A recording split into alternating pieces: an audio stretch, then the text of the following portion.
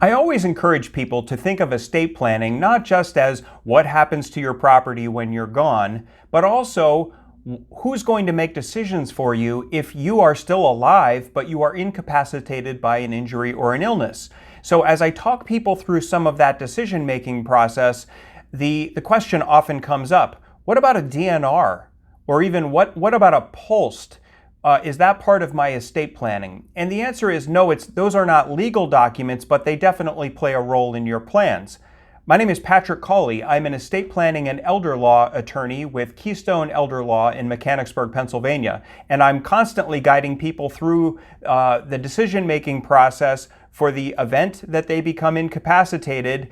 And this question comes up about a DNR or even a POLST. So first of all, what is a DNR? A DNR is a physician's order that will stay right in the medical file, and it says if this patient suddenly their heart stops, they stop breathing, that the DNR says do not do CPR to restart the heart, or do not take measures to help this patient breathe, because a decision has been made that whatever else is going on, say terminal cancer or kidney failure, whatever else might be going on, makes it not worth it. So if you don't have much time to live because of a medical condition and your heart stops, the decision has already been made, well, it's not worth it to get the hearts going again because you don't have much time left anyway.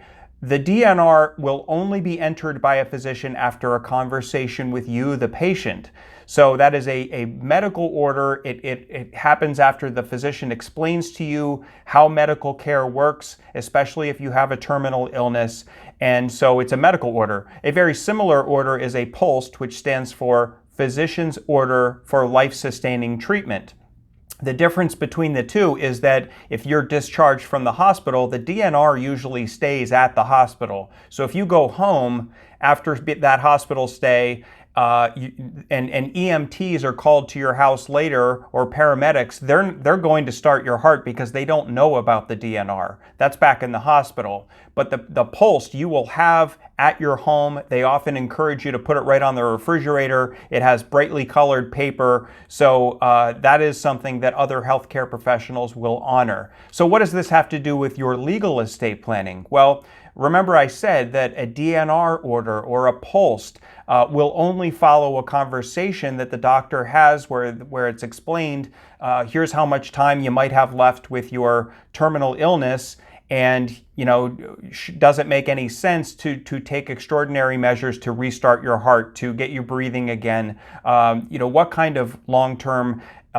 life-prolonging care do you really want? Well, if you can't have that conversation because you are unconscious or you are sedated or you're otherwise not able to have that conversation, your healthcare power of attorney and living will, which are legal documents, allow somebody else who you trust to have that conversation with your physician. So as an attorney, I would not draft a DNR and I would not draft a POLST. That's something that a physician does after a conversation with the patient or after a conversation with the patient's chosen decision maker. What I would put together is a full legal document that authorizes somebody else to speak for you in situations like that. So that conversation can still happen even if you are incapacitated. If you have questions about legal planning for incapacity, please shoot me an email at info@keystoneelderlaw.com or give us a call, 717-697-3223.